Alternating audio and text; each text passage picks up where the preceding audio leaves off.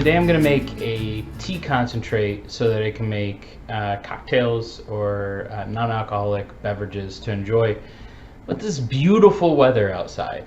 I think it's like 85 degrees today. So I am going to start with some really good tea.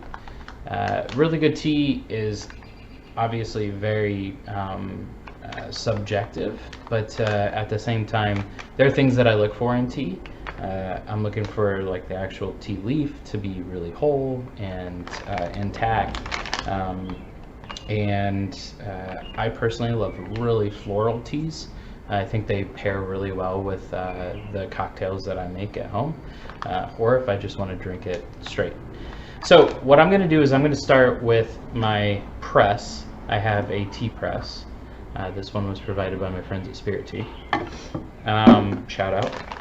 And I've got tea, crimson tea, from Crimson over at Easton. They have a pretty amazing lineup of teas, and this one in particular is one of my favorites. It's a white tea, and it is beautiful. You can just see how gorgeous it is.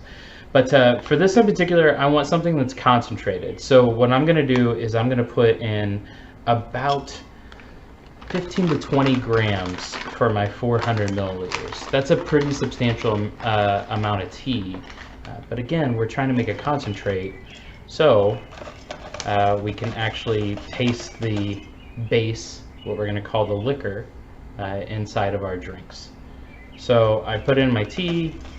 It's a lot. I'm going to do 15 grams, which is right there. So I would take this, and I'm going to add 160 degree water, pop on the top, set a timer for 4 minutes, and then immediately pull it. And you can store this in like a mason jar or whatever you want. Just keep it in your fridge, keep it airtight, and it'll last you a good week or two, depending on the actual tea and the temperature that you brewed it at.